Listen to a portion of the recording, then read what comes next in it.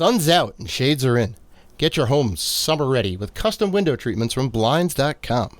Get a high-end look without the high-end price with the most popular outdoor shades, and transform your backyard into the perfect weekend oasis with light filtering shades that help block UV rays without obstructing your view. Plus, right now, we are offering our listeners from Blinds.com a 35% off discount on everything, making it a breeze to upgrade any room in your home, indoors or out. With over 25 million blinds sold and 35,000 five-star reviews, there's a reason why Blinds.com is the #1 online retailer of custom window treatments in the world. Whether you do it yourself or have them handle the install from start to finish, Blinds.com makes ordering custom window treatments online easy, with free shipping and a 100% guaranteed perfect fit. Sunshine and barbecues are in the forecast. Upgrade your backyard and window treatments with Blinds.com today and enjoy your new view all summer long. Go to the link in our show description to shop up to 35% off site-wide. That's the link in our show description to shop up to 35% off site-wide. Rules and restrictions may apply. Ideals like peace, freedom, and justice, they get packed up, but we can all go home. Well, I'm not going home.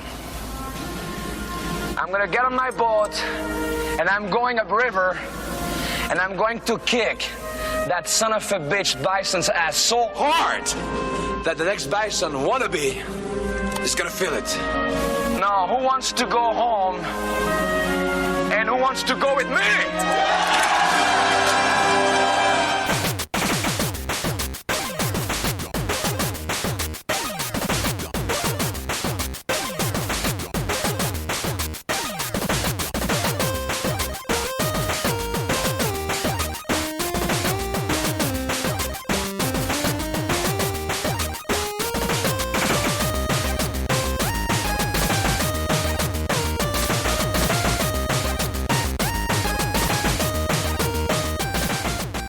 Welcome to the Rated G for Gamers podcast, episode 283.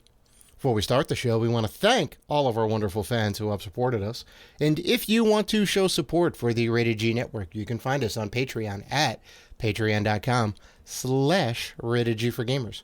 You can also find us on YouTube, Twitter, Instagram, and Facebook at Rated G for Gamers. And finally, please rate and review us on iTunes and Spotify. We appreciate all the love. I'm your host, Dave Rotino, and this is my co-host, Dan, the podcaster formerly known as Classic Robinson. What's going on, man? Can you believe I still can't find this damn Loftwing Amiibo? Yes, I can, Dan. Yes, I can. You want to know why? Nobody has it. First of all, no one's gotten like any second shipments. It's always, we still haven't gotten it in yet. Right, like they only shipped out a limited amount, like 2 per store, and that's it. All right, if any, because GameStop, I don't know if GameStop even got it. Okay, every GameStop store I've went into said, yeah, we never got it. So all of this, Target doesn't even sell Skyward Sword, let alone the Amiibo. Right, I went to Target today, and they don't even have the game. Yeah, so I've been looking forward to. I want it because it's an Amiibo, right? I could care less about the functionality, but I will say this: it is all on Nintendo. Nintendo didn't produce that many.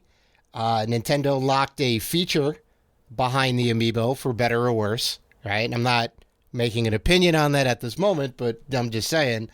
And it came out with the new game Skyward Sword. So the fact that there's not a lot and it's a desirable Amiibo, right? It's the perfect storm. It's bad news. So even if they didn't put a lot out and they didn't have the feature lock behind it, it may be a little bit easier to get. Maybe not that much because it looks like it's really short supply, but it's certainly not helping anything. I'll say that. I'm debating if I want to spend, the cheapest I saw on eBay was like $38, which is not that bad. It's not bad, but it's not bad, right? What? It's not. It's not. $13 extra. Well, And also, that's probably already sold. So now it's like $50 is probably the cheapest. well, Nintendo never said it was going to be a limited run or that they were going to produce a small batch of them, right? So I can only assume that there'll be more coming out with like the next run or whatever it is. I mean, Yeah. I have to assume. Well, they said they're still going to try to put them out. Yeah. I'm just a little fearful for the OLED screen Switch. Well, that's going to be a problem. Special edition Metroid Dread. That's going to be a problem too. Yeah. And the Amiibo, Metroid Dread Amiibo. Right? That's also going to be a problem. Yep. That's going to be a big spending day. It's going to be a gut punch to your wallet. Oh, I'm buying. I'm gonna wait out. I'm taking a day off. I'm gonna wait outside. Oh my God. Yeah, there you go. I'll do it. There you go. I do it. I said I'll do it. I'm vaccinated. That's the endurance test right there. Mm-hmm. Bring me the pizza. You can bring me pizza. I mean, if it's on a Saturday, I'll join you. Otherwise, probably not going to happen. Come on, take the day off. Come on, be adventurous. Take the day off. I already took the week off from work. I am having a birthday week right now, so yeah, I don't know if I can take another day off anytime soon. So I got August, September, right, and half of October to convince Dave to take the day off. Right? Oh yeah, that's right. It is in October. All right, maybe I could squeeze a day in October. We'll see. Or maybe I'll let Dave use my hotspot and he can bring his laptop and he can work. He can work from the line. We'll see. We'll see. Yeah, that'd be interesting. That'd be interesting. So Dave, we have an awesome show this week. Okay. We're going to talk about more Fallout from Activision Blizzard, right? Oh, We're going to talk about the secret PSVR 2 press conference that happened behind closed doors that no one was supposed to know about, but of course it leaked. So the not so secret PSVR 2 press conference. Yes. But before we get into any of that, let's begin the show with happy birthday to Metroid, the franchise. Oh yeah, that Dave loves so much. I do. Right? It's my second favorite franchise of all time. It turns 35 this month, right? So we always do this Saturday morning retro. We always start the show off with like this time in gaming history, right? Yep. So this time in gaming history, the original Metroid was released on the Famicom system in Japan. That's right. August 6th. Well, Famicom Disk System. Famicom Disk System. Yes. Right? Because it was, I think it was the second game after Zelda. Correct. To have a battery backup that was on the disc. And that was monumental because the North American version did not have a battery backup in the cartridge like Zelda did. So you had to put in this long-ass password.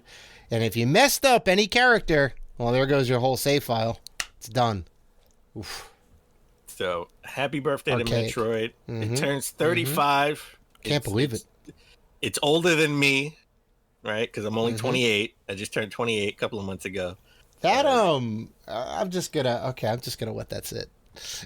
Right, my math is off. Okay, I'm just gonna let that sit. I gotta let that sit. All right, but Dave, give me your favorite memories of Metroid, or maybe a favorite Metroid game. Oh my God. I mean, every single one is a cherished child, but there are some that are better than others. Let me tell you. I will tell you some of the worst, and then I'll give you the best. The Game Boy version had some issues. There was a lot of backtracking. 2. Metroid 2, The Return of Samus. Yeah. There was a lot of backtracking. It was hard to know where you were. A lot of the only Metroid in the series. The only Metroid in series that was numbered. Oh, that's right. Yeah. Because technically in the intro of Super Metroid, it does say Metroid 3, but it's technically Super Metroid is the title. So that one wasn't so great. Nintendo dropped numbers when it came to the Super Nintendo. Yeah, they're like, nope. So it wasn't Mario 4. It was Super Mario Brothers. It wasn't Zelda Metroid. 3. Wasn't Zelda 3, right? So they dropped it with Metroid 2. So that makes sense. Yeah. The one for the Wii, Other M, not great. Federation Force, not so great. Just about all of the other ones are great to excellent, I would say. I love the OG one.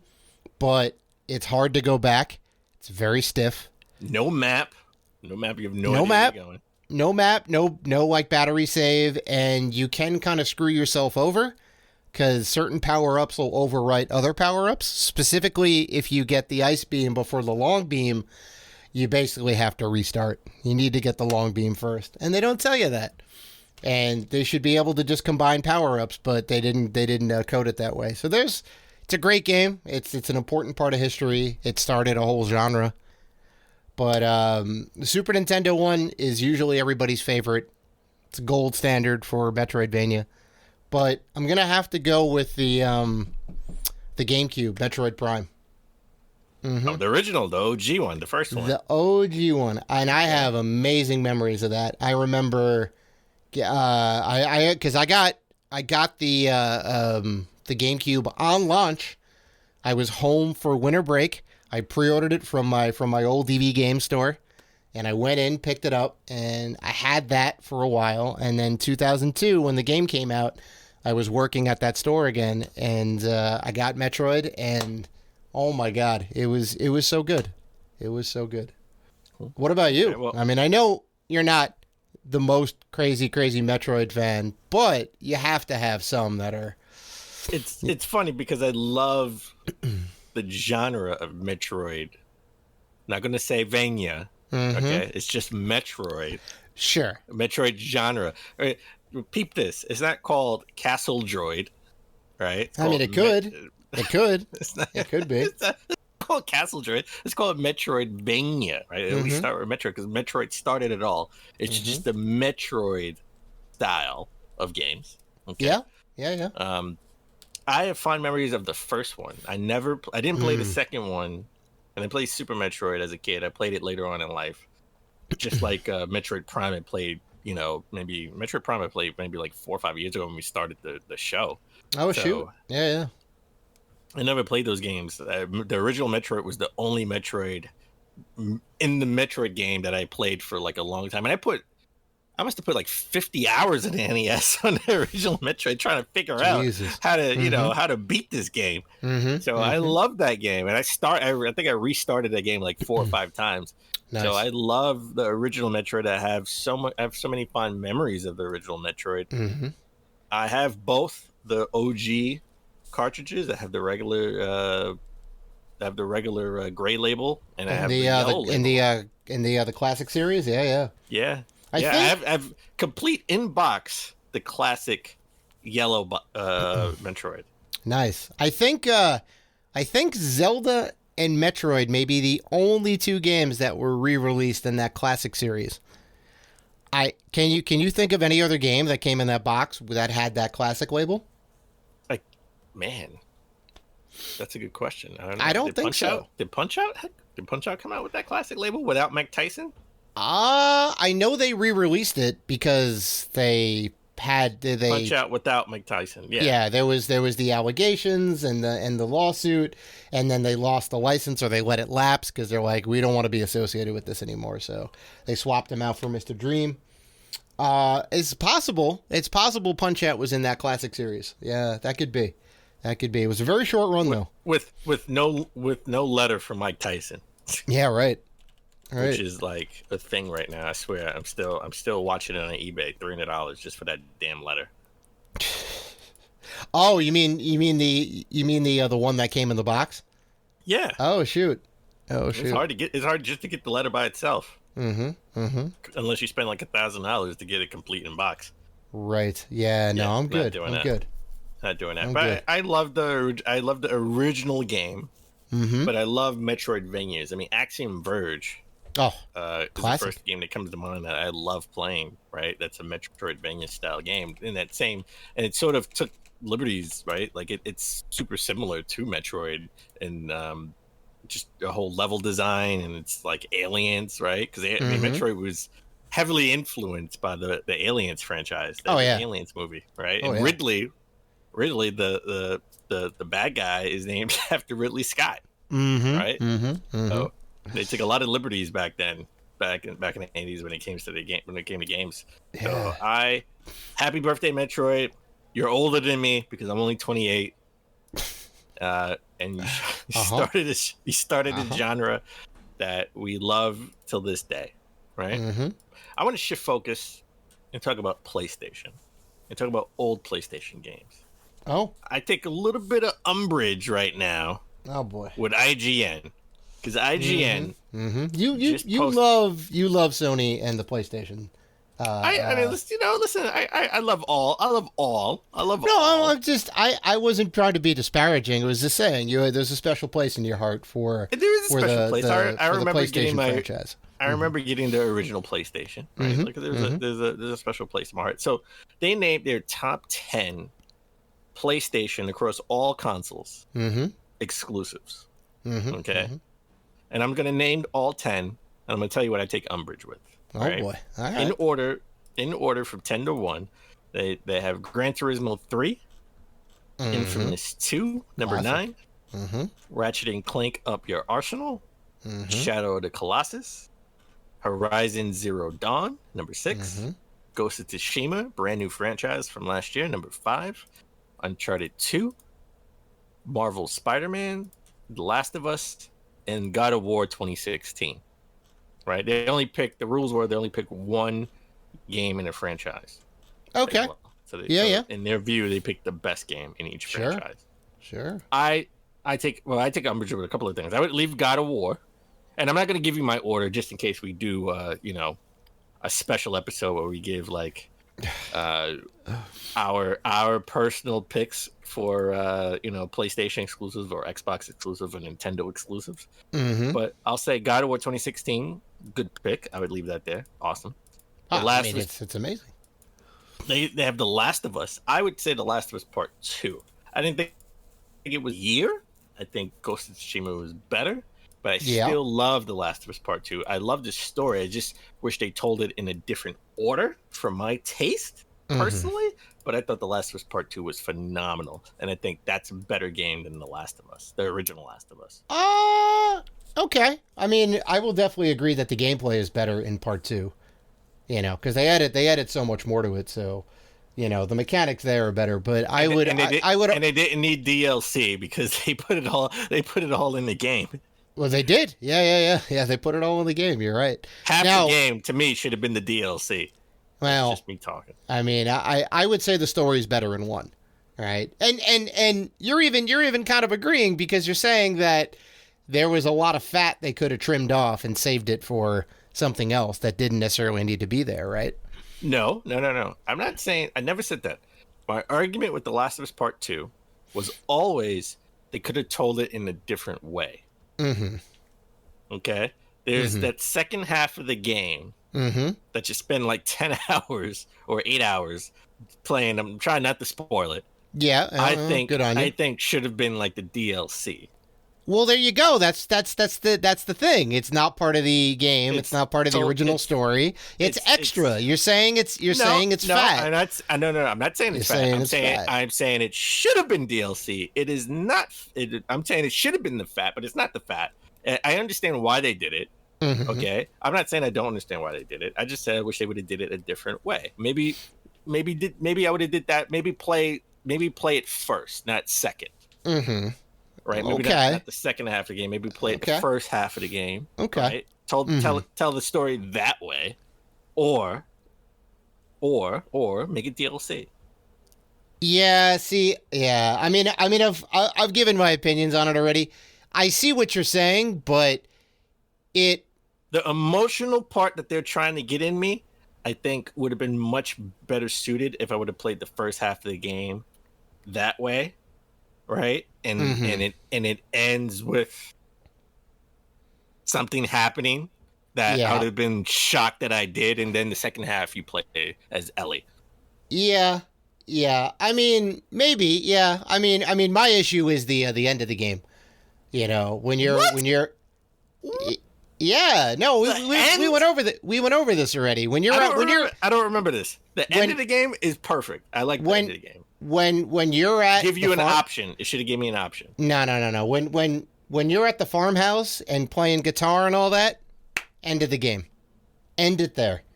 Everything after that should have been part of part 3 or just not even there. I didn't think that was necessary. No, I didn't think that was excess. No. That was excessive.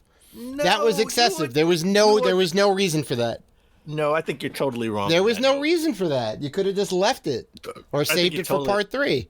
I think you're totally wrong on that note. I love the ending. The only thing I would have tweaked on the ending is give you an option to do A or B, and we talked about that in the spoilers. Sure. Yeah, okay? Yeah. Talked about that in spoilers, and I don't know if that affects The Last of Us Part 3, right? When they eventually come out with The Last of Us Part 3 in the trilogy, but I think they should have just gave me an option to do A or B. Well, I don't even know where thgoing to take it now in part 3 because of what they did at the end of 2. Because I thought that whole bit at the end of the game was going to be part of part 3, right? Or was going to be the crux of part 3, and I was like, oh, this is where they're going to take it, and they already took it there, and I'm like, well, I don't know where they're going to go now. Well, it's Naughty Dog, so I still say The Last of Us Part 2 should have been better than Part 1. It should have been on this list. Marvel Spider-Man I would keep. Uncharted 3, not 2. Yep. I think this is where I figured we would both disagree, but I'm surprised that you're on the right side of history on this one. I told you after I beat the trilogy, we talked about it.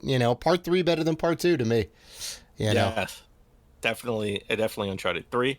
Ghost of Tsushima should be on this list. I take umbrage with number 6 and number 7, personally. Shadow Colossus, I would take off this list. It didn't grab me. I think it's boring. That's just my opinion.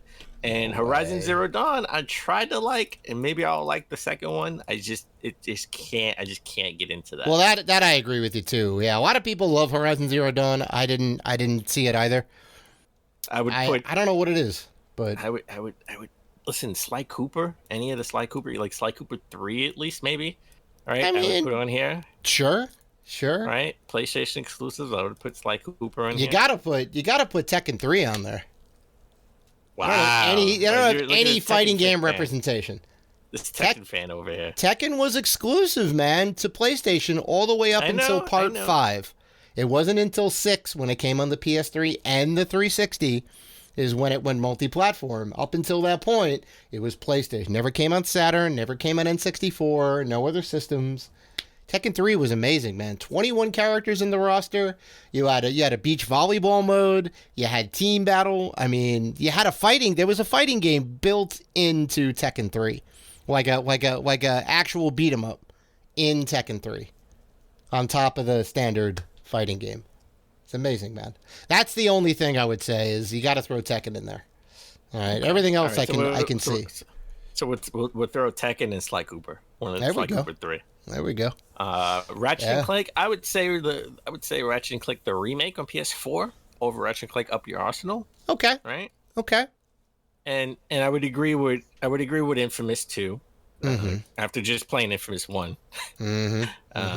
It's kind of dated. I would definitely put Infamous 2 on here. And you love Gran Turismo 3. I know you have something with. I think it's something in your brain where you love the third game in every damn series. I mean, Tekken 3, Super Mario Brothers 3. That's right. Uncharted 3, Gran Turismo 3. They're usually that's when they perfected, man. They get the trilogy.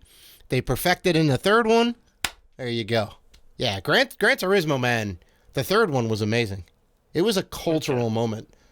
I was working at EB Games at the time, and I remember when that game came out. I got it day one. And I'm not even really a car head, but they put together a package that was just, like, amazing, right? Okay. Amazing soundtrack with, like, a ton of tracks, tons of courses. I think they doubled the amount of cars from what was in Part 2. Just crazy, man. I mean, they really fine-tuned the mechanics of the game. You could get under the hood and modify like everything on your car. It was good stuff. Okay. All right, we got to come up with an episode where we have our top 10 exclusives, and we're going to show IGN how it's done and put Sly Cooper and Tekken 3 in the mix. There you go. Okay. But I got it, Dave. I know you're going to be heartbroken over this. One of Dave's most anticipated games of 2021 has been delayed. What game is that? What game is that? 1 month. Skatebird. Oh. Skatebird supposed to be out as of this recording. I'm gonna in August. I'm gonna it's try never it. Delayed until September. I'm gonna try it again if it comes out on Games Pass, which I think it probably will. I'll give it another shot, but it was incomplete, man. There was a lot of bugs. It wasn't that fun. I didn't know, like, the only thing about the game that is unique is that you're skating as a bird and the levels are shrunk down because you're a bird. Can you change which bird you want to play as? I mean, I don't know. Probably. They only had one in the demo. I want to play as ostrich. I don't think they're gonna have an ostrich. They were like tiny little. They were tiny little birds. A baby ostrich. Cute a cute baby ostrich. I think you're going to be disappointed in that. But right, then I'm already disappointed. This is why this is a game for you and not me. It was just a regular skateboarding game. The only bird part about it was that you were playing as a bird and the levels were shrunk down. But there was no unique anything about it. It was just some theming, and it was a mediocre, an incomplete skating game on top of this weird bird aesthetic. So, yeah, no. I don't know. Okay. I don't know. All right. I know Dave was highly disappointed in this. He was looking forward to playing it. Yeah, right? Once again, the full version, not just a demo. Mm-hmm. So, Dave, this is the part of the show where we always try to start the show but epically fail. Mm-hmm. What have you been playing? Well, you'll be happy to know I beat Doom 64. Oh, my God. It's about time. Mm-hmm. Well, you know, a little peek behind the curtain. We were going over the show notes.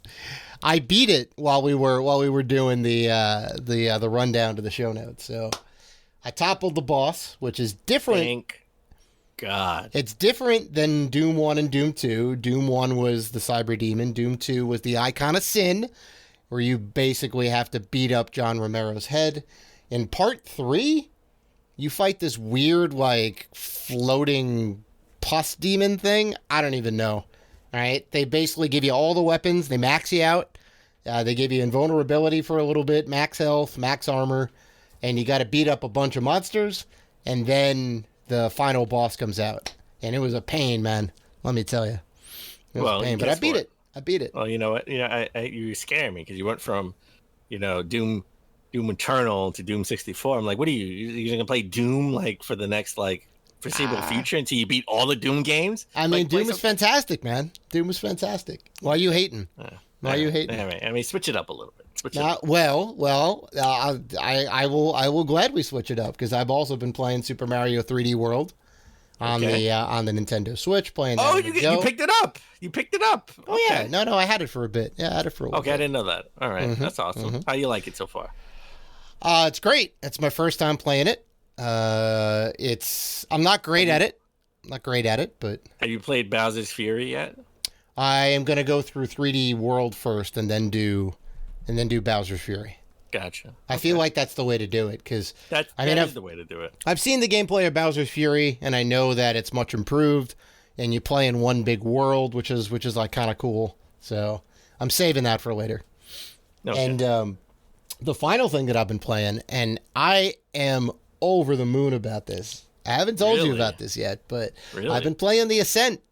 It is brand new, no physical edition. Pissed off at that. Well, yet there's no physical edition yet. Limited run. Can you hear me? Mm-hmm. Limited run. Mm-hmm. It is on Games Pass, so I paid $0 for it. You paid. And it is amazing. You paid $9.99. Nope, I paid $0 for it because I downloaded it for free. You paid $9.99 this month. That's what you paid. It is cyberpunk. It is cyberpunk in theming, right? It is a miniature cyberpunk without the glitches. Well, I mean, the gameplay is completely different. It's not a first-person shooter, but it is a twin-stick action RPG. So it's a 3/4 view. Sometimes it goes into like a side view or a front-on view. You can't control the camera, but you don't need to because it does a really good job of like putting the right aspect, right? So it's always centered on you or centered on the action or whatever's going on. And it's a twin-stick action RPG, so you do get to level up your character. get new abilities, buy new weapons, augment your guy with different superpowers, and it is great. It is great. Controls are tight. I heard it was just okay. Like a lot of people from the reviews, it's just okay. I love it, man. I am over the moon about it. So I got to see if I still have my free Games Pass. Yeah, I don't know if it ran out yet. I gotta check it out. It looks beautiful. It's got really nice like bloom on all the neon lights, and the reflections are great. There's so many little details. Like the world is so much more alive than Cyberpunk. Cyberpunk's got nothing on this game, man. I'm telling you. Wow. Throwing shade at CD Projekt. I am, man. I am. The only thing that I'll say about this game is that I did get booted out to the Xbox desktop a couple times, but you just go right back in the game because it basically saves your progress. Every encounter you go through, it basically saves your progress. And even when you die, you don't lose anything. As long as anything that you picked up, any experience you've gained, you keep. You just go back to the last checkpoint. Gotcha. It's not returnal. It is definitely not returnal. No. You basically lose nothing. Unless there's something on the ground that you didn't get to pick up yet, you will keep it and have it in your inventory no matter how many times you die. So yes, but you know what game is exclusive to Xbox and the Xbox Series X and PlayStation 5, but not the Xbox One? Mm-hmm. That's the Medium. The one game you can't play on the OG Xbox. But now you're able to play it on the PS5 because that exclusivity deal is up. And it's not just a port, okay? Because now you have DualSense controls, triggers, adaptive triggers, and everything. Nice. So I can't wait to play that. That's in the future. But what I've been playing now, I tried Lost Planet, the original for the PS3. I played it on the OG PS3. I played, I want to say, maybe 2 hours. I am kind of disappointed just because the controls, I mean, the story I can get into. It is an older game, like a very older game, right? So, I mean, it came out, 2006 or 7 maybe? Yeah. Yeah. So it was an early Xbox 360 PS3 game. So the controls are kind of, those old school controls where you're really controlling it with one stick. And really? You got the target in the middle, right? And you got to line it up. So that's kind of weird. All right. So not a big fan. I like the story. I like the premise, and hopefully they changed it in Lost Planet 2 and 3. Well, they made 2 sequels, so it had to have done pretty well. Well, Capcom forgot about it. They didn't bring it to the PS4, Xbox One generation. Well, I mean, that was the same with Dead Space up until recently. So yeah, so we'll see about that. And we're playing Skyward Sword HD on the Switch. Now, I know when I first talked about this, I said you can look around because you still only use the right stick, the left stick to move, and you can only look with the right stick if you put down the L button, right? Oh, no! You're like, why is that? And that's because when you get the Master Sword early in the game too. Just using the right stick uses the control for the sword combat, which I gotta say, not a fan of. And I understand why they did it because this is a game that was mostly motion controls, right? I'm not a fan of using the right stick, right? Because you have to line it up to. It's just like motion controls. You have to line it up to do a straight chop, so you got to do it with the right stick, straight chop, or diagonal chop with the right stick, or cross. I kind of wish it was just to a button, like on any other game, right? Any other Zelda game, just a regular button. Well, yeah. I mean, they're trying to emulate the kind of motion swinging, right? Yes. Yeah. So you have to find a way to do. How do you do a cross slash or a vertical slash or a spin? That's the trick, right? So yeah. And you know what? That's probably the thing that's going to take me out of the game. Because as I now am, I jumped out of, Skyward and I'm now on the ground and I have a lot of enemies. It's kind of, I'm like, I'm hitting it and it's going, but it's not going exactly the way I want it. Right. Okay. I personally don't think it's 1-to-1. I'm getting a little bit frustrated with the combat in this game. So I haven't hit any of the bosses or a dungeon. So I think maybe I may not actually finish this game, but I do dig the story of it, right? Sure. I do dig the story, so I'm not a fan. I'm just not a fan of what they did to change the combat. I mean, just make it a button and make it. I understand what they were trying to do, but this is what I wanted personally. Just let me hit A or B, and it automatically hits a chop that I can keep going, right? So if you're gonna do a sort of like a side chop, just let me hit B. It'll do the appropriate chop for you. Correct. That'd be interesting for like an easy mode and whatnot to do the appropriate slash. You just have to time it right? I could see that. Yeah, that's what I wanted. That's what I would have wanted, because I want to enjoy the story and enjoy the combat like a normal game. I'm sitting here trying to chop the logs in practice because they give you logs, and I'm like, I'm not really hitting it. I'm just hitting the right thumbstick all over the place. Yeah. And I'm just, until it goes. And that sucks when you're facing an enemy that can block you. Oh, well, that happens a lot. That was the whole like big selling point, is that you had to find the right attack to get into their weak point, right? Whether it was a cross slash or a vertical or whatever. And a lot of people weren't about that. So I mean, I get that. Still not about it, even though they changed it from motion control to the right stick. Well, one thing I'll say is that, and I know a ton of games that have done this, right? That you hit a button or hold a button to go into combat mode. So I think they should have flipped it to where the right stick was look, because you're going to be looking all the time, right? You may not always be in combat, but you're always going to be looking around. But true. But I tell you this. I can understand why they did it, right? Because you're holding down the button and you're looking around and you're moving around, right? And you're moving normally when you hit. As soon as you let go of that button, you're straight combat. I'm moving combat, combat, right? Because you're worried about what's in front of you. Right. I'm going to assume they don't put too many enemies where, enemies behind you, because this was all motion controls. Right. So looking is not, something that you really need to do when it comes to when you get into a battle. And when you're in the world, you're down from Skyward Sword into on the ground, there's going to be a lot of enemies that are going to be in front of you. So I could see why they did it that way. I just would have liked the button to push for attacks. Right, I hear you. As an easy mode. And that's not much of an easy mode, right? Because I guess certain attacks don't. I guess that wouldn't matter when you hit a boss, right? Like, I don't know. I haven't gotten to a boss, but I still have to attack. I still have to hit the buttons and attack when he's not blocking or at a certain point. So it's not much of an easy mode as much as a more convenience mode, right? For people who don't want to use motion controls. And this is just using the right stick to attack and attack in certain ways is, a form of motion controls in my view that I still don't like. Yeah, and like the fact that it's not 1-to-1, as you say, is it seems kind of frustrating. So, yeah, I'm trying to hit this damn log. These damn logs. I was trying to get past this thing forever. Jesus, Dad. So, that's like early on in the game too. I know. All right, so why don't we take a break and we'll come back. We'll get into the top gaming news of last week.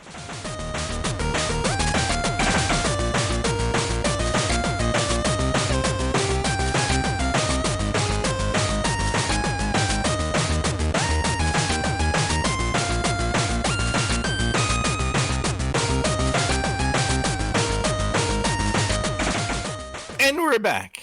All right, Dave. Let's get into the top gaming news of last week.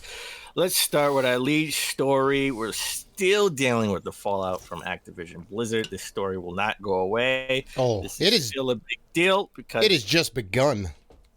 Because now it's hitting Activision Blizzard where it hurts, and that's probably the only way change will come. Is when you hit the company in the pocket.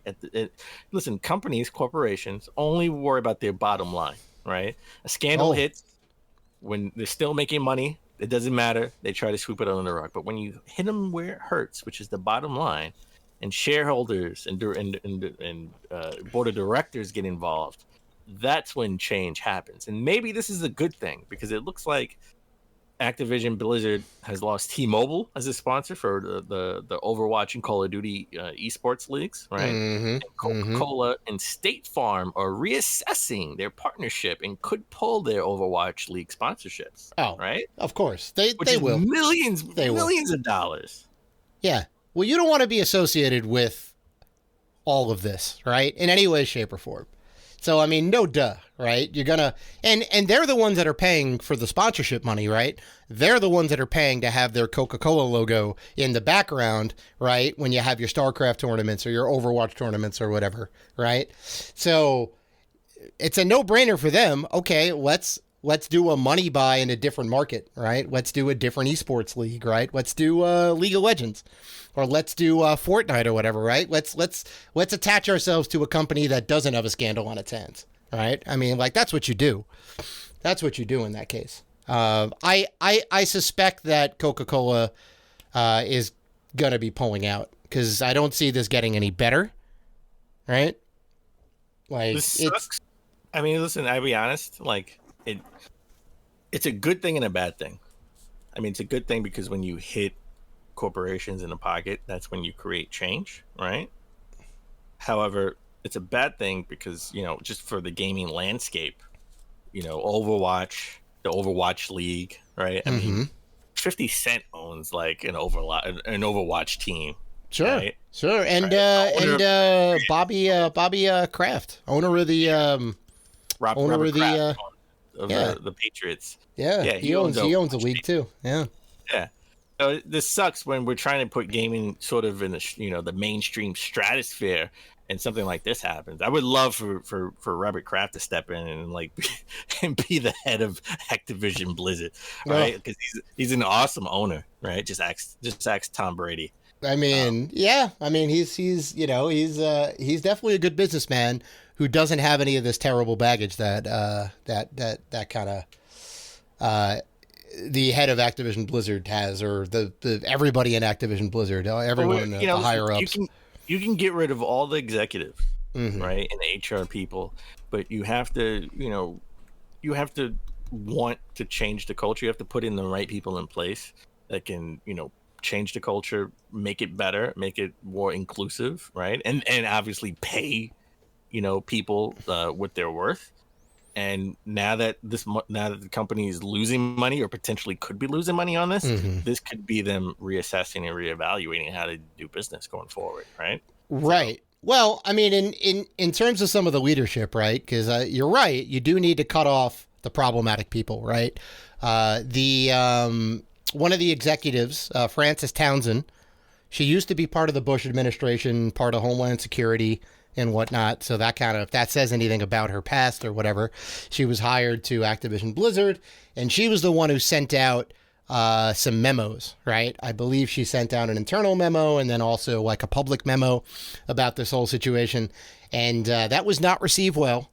She has stepped down. She hasn't gotten fired. She ended up stepping down from her position, which makes sense because, she's doing all the wrong things to try and put the fires out, right? As opposed to try and okay, we know there's a problem. Let's go ahead and try and fix it. So I don't think she was on the good side of things. So she's no longer there.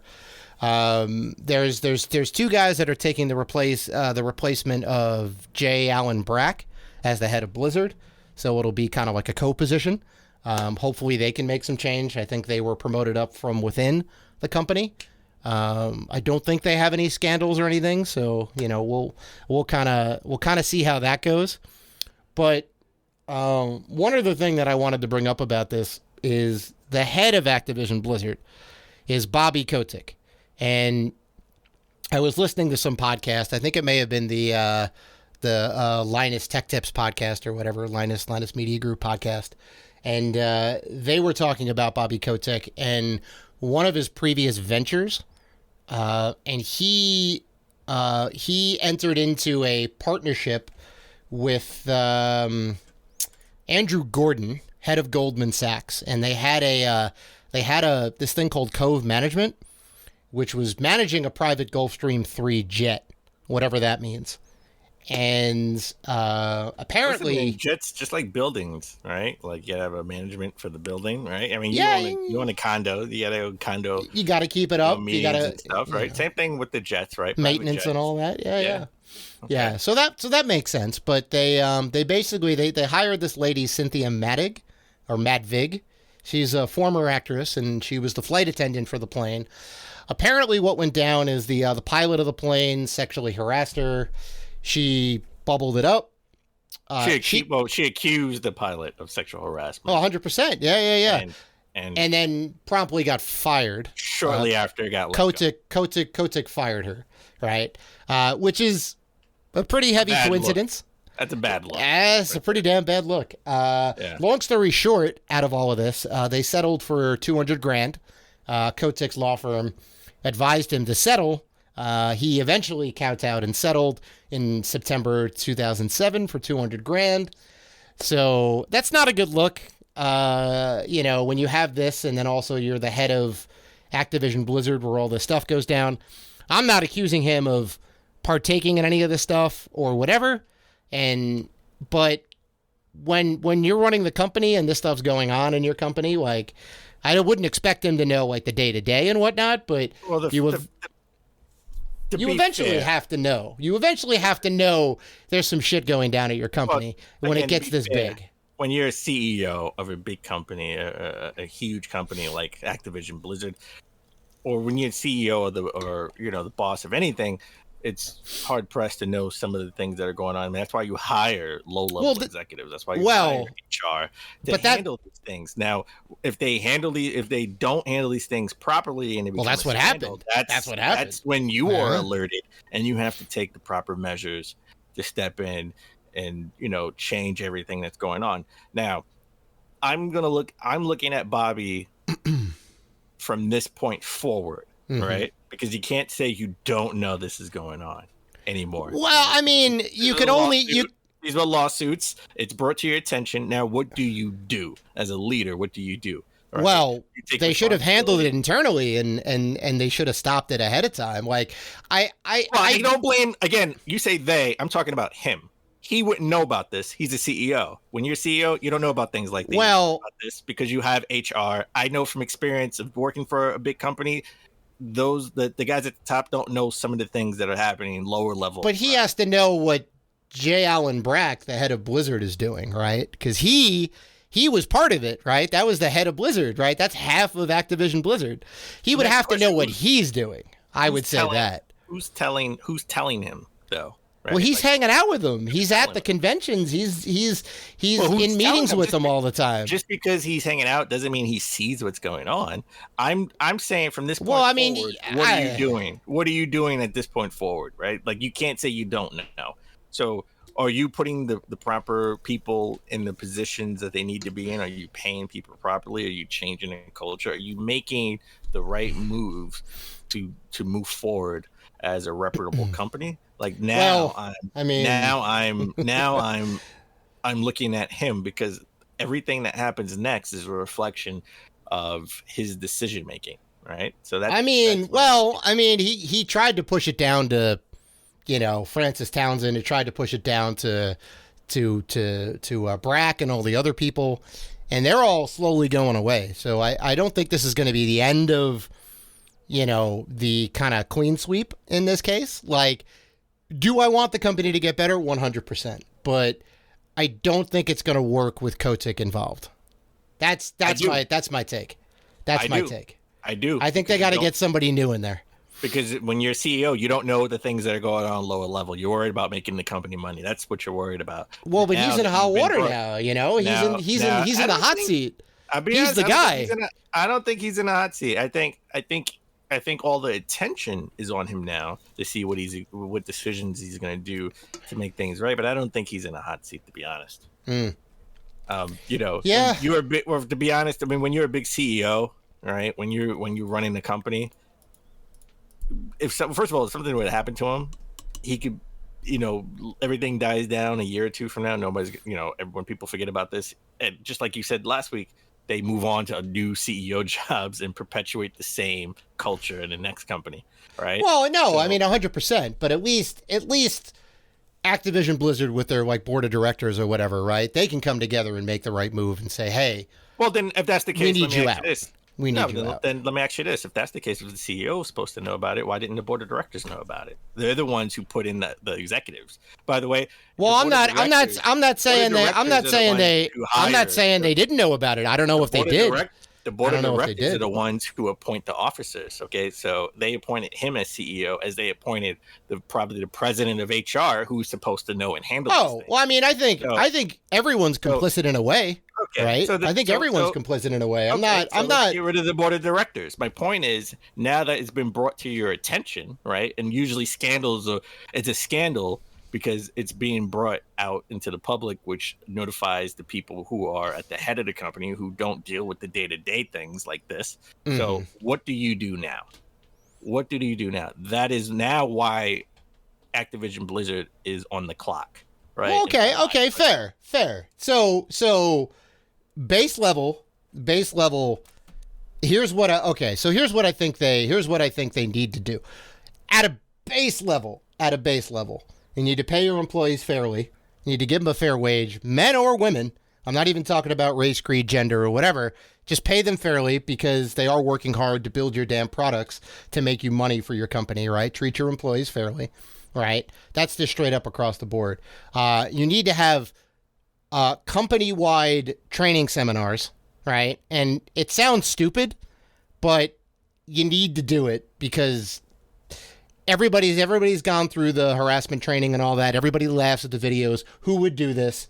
Well, here's a company that did it, right? So everybody who's still there, I don't know if they're going to get canned or whatever, or this and that, people that were problematic, but you got to have them go through training, right? And then you got to change the culture from the top down.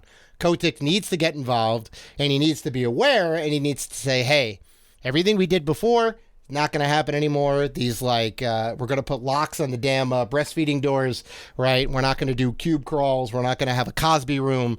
That's not this company anymore, right? You do that, and then you hire the right people in management, and then it comes from the top down, right? And you can have whatever business strategy you want because how you run a business is how you run a business. It's perfectly fine. But, you have to treat your employees fair. I would say that at a bare minimum. You do that, and then you take steps to try and remedy the problem, then, you can start to have a regular company again. And then you start pulling yourself out of the hot water. I'll say that. If Kotick's still going to be there and whatnot, like that's what you do. All right. So I agree with all of that. Mm-hmm. And I got to add a little caveat. Sure. Okay.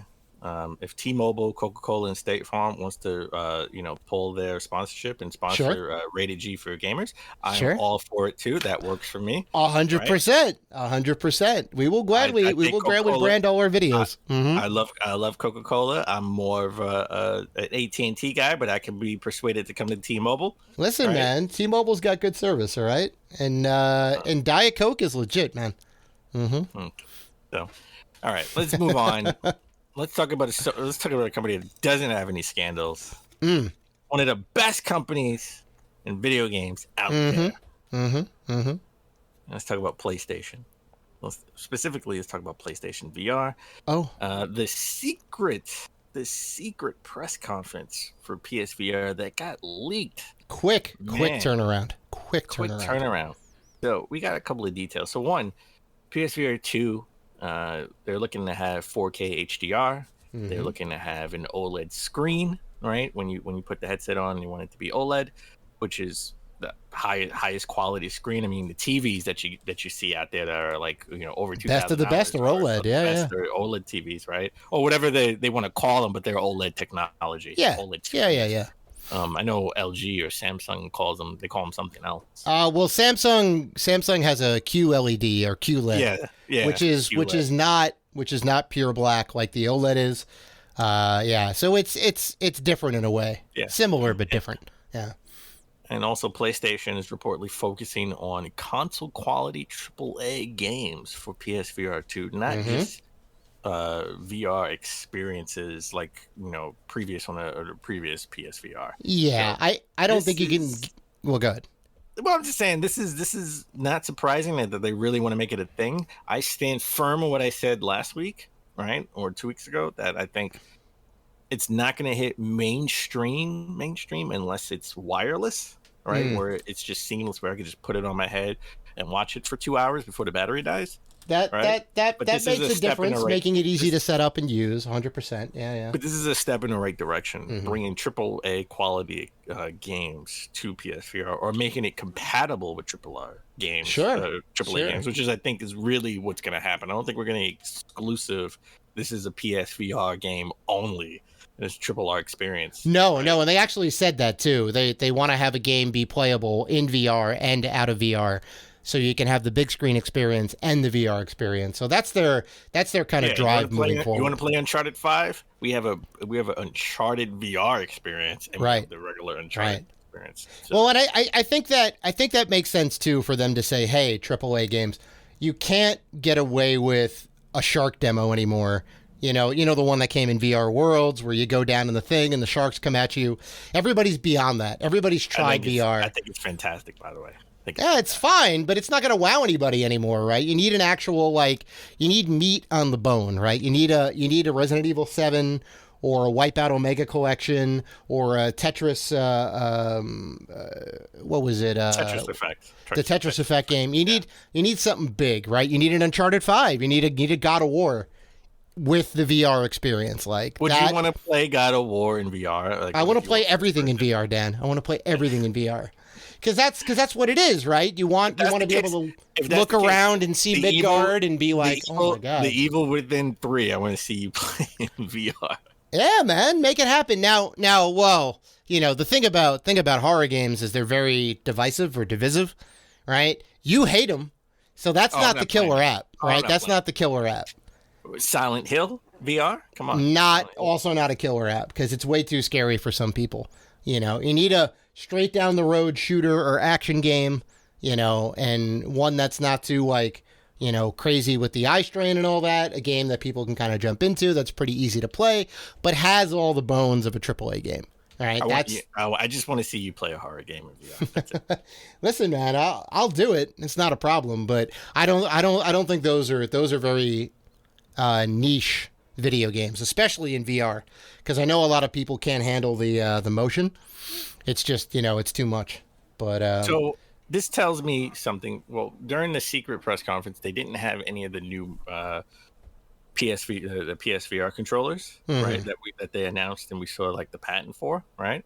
So that tells me, in my view, that this was delayed out a year, right? Because I think this is something they would have did last year.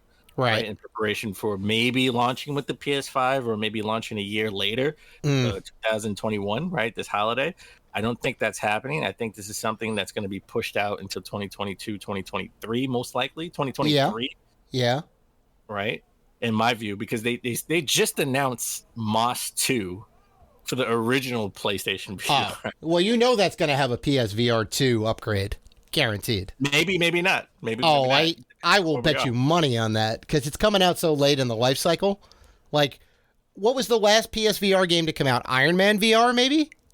Nobody's making VR games anymore. It was probably a VR game that we just didn't. Yeah, Iron Man VR. I can almost assure you it wasn't on our radar. Well, nobody's making VR games anymore for PSVR, right?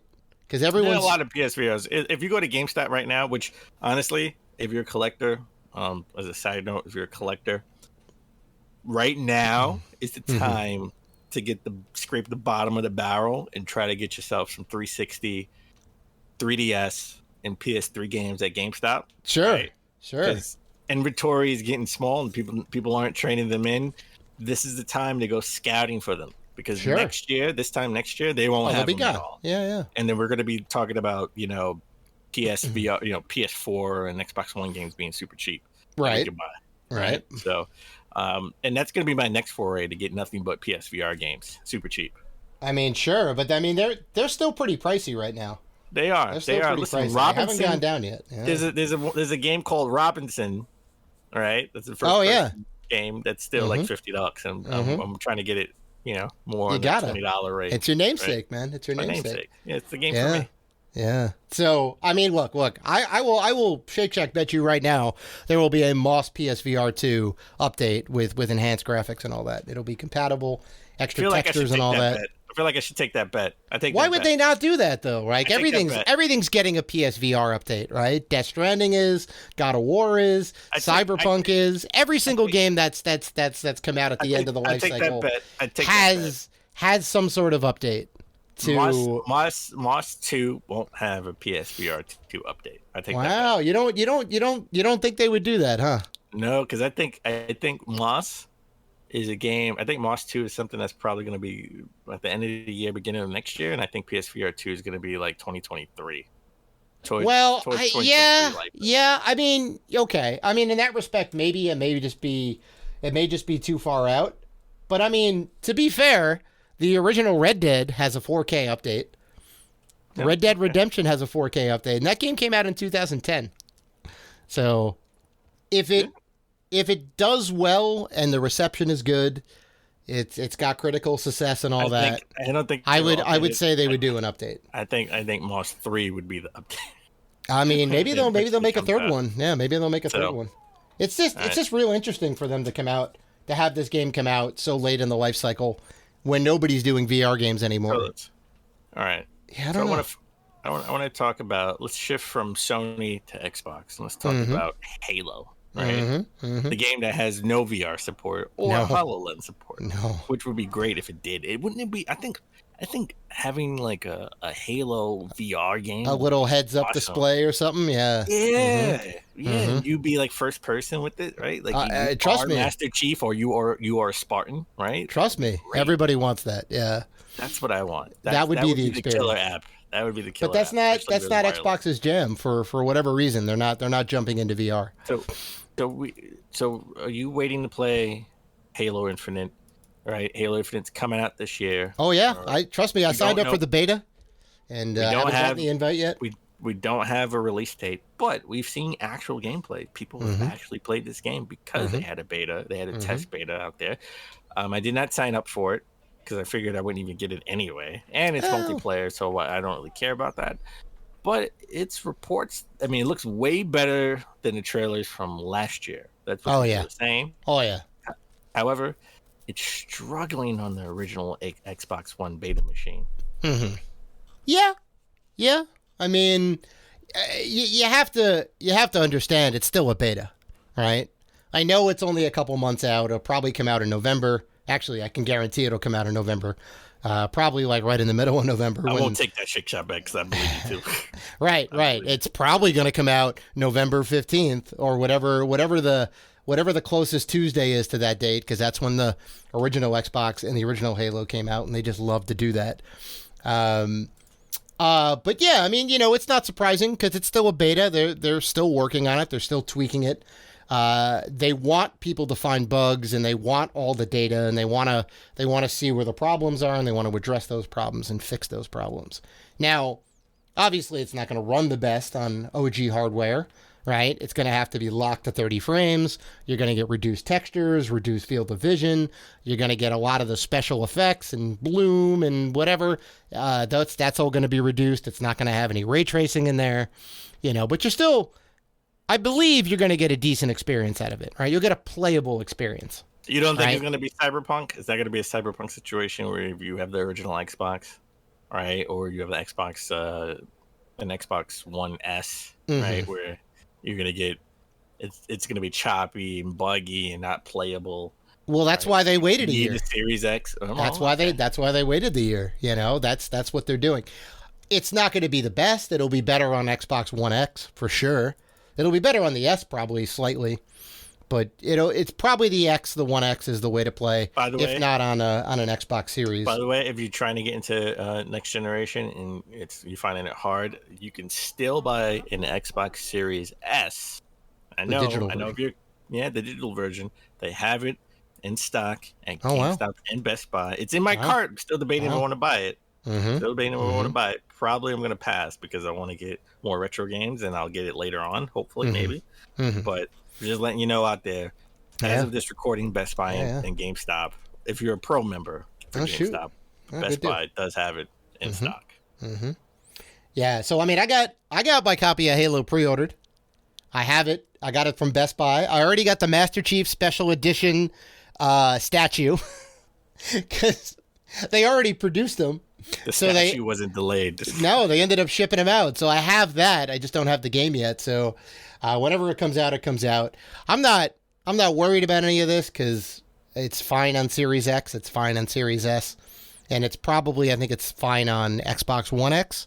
But I also think they'll kind of iron out for people that have the OG Xbox. I think they'll iron it out to give you a playable experience, right? It's not going to be the best, obviously, but I think they're going to work that out. As long as it's not a Cyberpunk situation, I think you'll be okay. I don't think Microsoft is going to let them do that.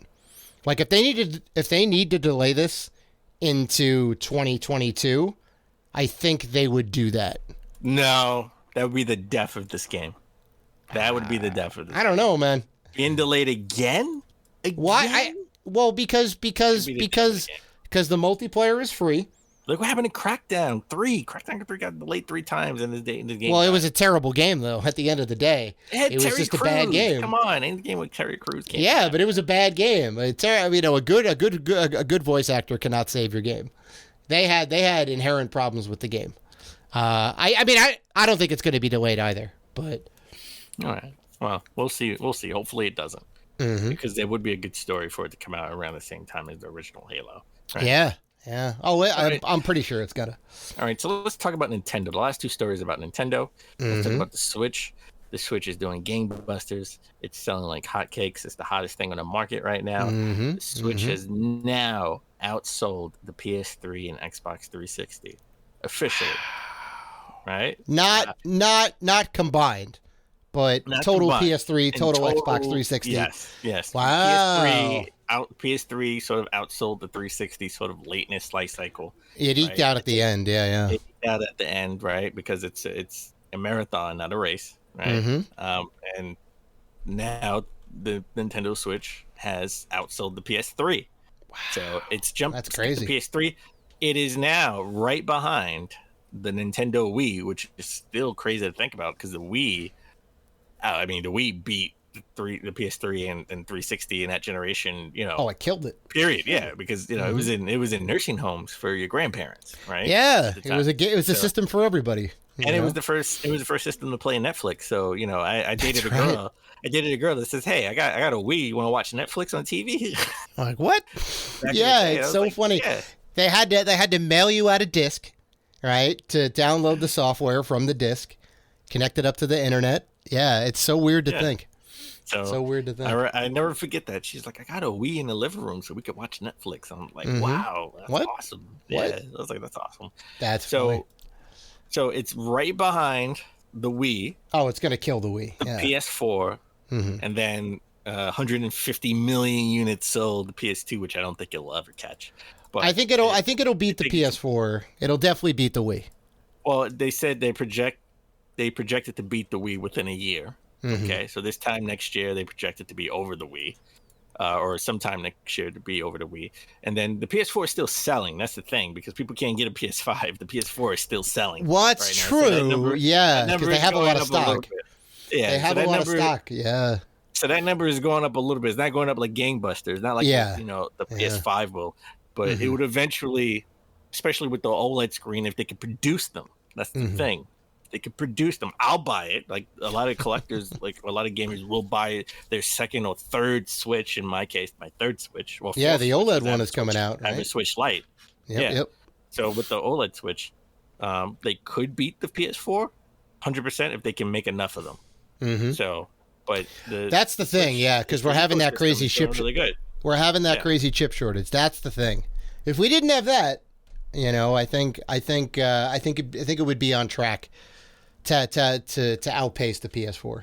But well, if we didn't have that, you would have a PS5 right now. Oh my God, the dream, Dan, the dream. I know. I know. I took the day off. Took the day off to wait outside, and they're like, "Yeah, we're not going to do any in-store pickups." I said, "Mother." Well, you want to talk about the dream? You want to talk about the dream? This last story is for you. Last story is for you, Dave. Oh my God. God. The retro collecting scene is alive and well and getting bananas and ridiculous. I feel like every other month we talk about, like, in the retro scene, a record being broken. Right? Yep. We just talked about maybe 4 weeks ago, about a record selling sealed N64 Super Mario Brothers 64 game being sold for like $1 million, right?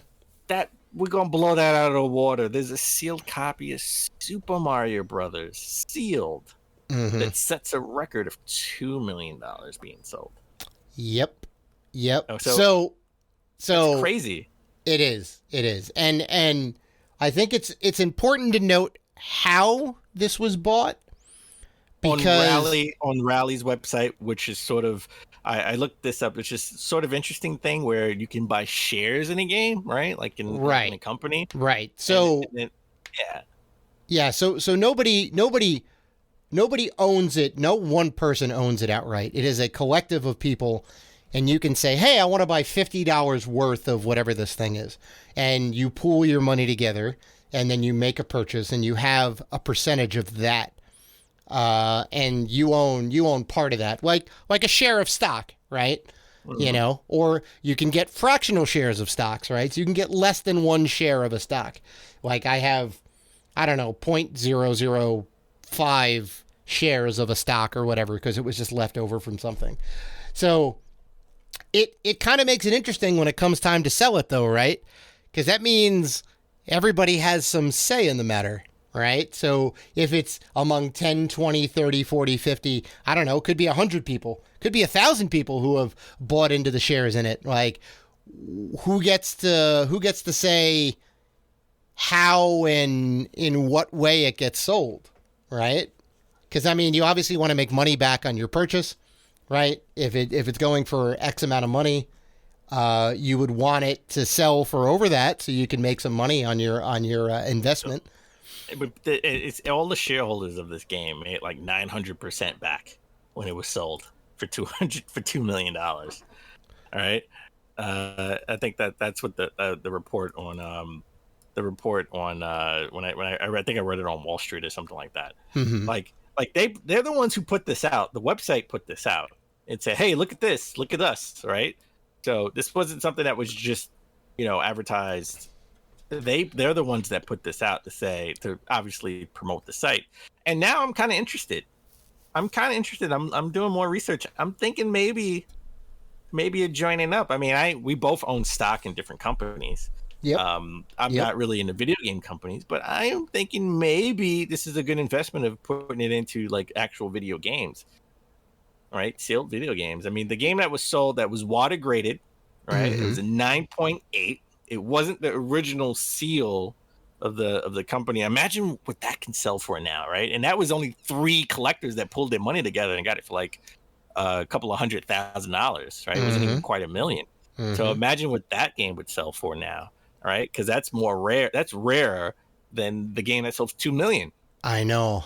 Well, yeah. I mean, the other thing to be cautious about is, like, this is a bubble, right? This is, how big can this bubble get, and when can you get in and get out before it bursts? Well, that's the thing. If you want to get in on this, you're going to get burned. I can guarantee you, right? Because these guys may even get burned on it, right? Because they spent a lot of money thinking that, I don't know, in a couple years, maybe even a couple months, who knows, they can resell it for a higher price, right? Because, everyone's trying to top each other, right? You put out like a, I don't know, like a sealed copy of, I'm trying to think of what like the rarest game is. I don't know. Maybe like a Little Samson. Or like a Air Raid or something, right? Some weird like prototype card or whatever it is, right? And then that jumps the price of games up in general, right? Everything kind of rises up a little bit, and you go, okay, we're gonna get out on this, right? It's it's gonna like come to a point where it's just that's it, and I don't know when that time is gonna be. That's the thing. Listen, Super Mario, this sealed copy is gonna go for like $4 million in a couple of years. You gotta get on it now, man. You gotta get on it now. That's the thing, man. Everybody says, "Oh, now's the time." I don't know. I don't know. I mean, I get it. they're treating video games like stocks in a way, right? You're speculating on the price. You're allowing people to buy shares of a video game, right? Because I think gone are the days when you can get a sealed copy of a video game just from, old stock at like Toys R Us or from like a garage sale. Like everybody knows that this stuff is worth it. You don't think there's a warehouse somewhere where there's some still sealed copies of NES games that just haven't been sold? There is. Yeah. There is, and they know what they have. That's the thing. Because there is one of the game, I think it was the Game Chasers. They went to a warehouse that had a bunch of new old stock, just tons of it, and they knew what they had. They just have it there, and they'll like sell it, but you're gonna pay top dollar for it. Yeah, I don't think. Yeah, those days are gone. Those days are gone because there's people out there that think they have stuff and want to charge exorbitant prices, let alone the people that actually have stuff, right? So, yeah, I don't think you can get away with the good find anymore. All right. I hate to be negative on the matter, but it's getting kind of tough. So, Dave, that's it for the news. Mm-hmm. It was your birthday weekend. It was. I hope you had a great birthday weekend. You're still celebrating your birthday week. I did. You got any good weekend plans? You got any good weekend plans lined up? I'm gonna play some more of the Ascent, man. That game is great. And you know what? If you have Games Pass still, we should totally do the co-op. I don't know if I still. I think right. I don't know if my free trial, my 3-month trial expired. I have to check on that. Mm-hmm. I'm probably just gonna chill out this weekend. I'm trying to see what we're gonna do for our next RRR game. I know last week I sort of teased like I had the game that I'm gonna go with, and I'm still probably gonna go with that. But I want to play some other games. Okay. All right. I want to switch it up with a different console. So I'm probably just gonna figure out what I want to do, and still try to get you a PS5. I'm still on the hunt for you. And a Loftwing Amiibo. Those are the two things that I want. That's right. Trust me, I'm in the lookout as well. PS5. Mm-hmm. It's crazy, man. So, all right. Well, that's episode 283 in the books, folks. We want to thank you guys for listening to the show, for liking, commenting, and doing all the good stuff that you guys do.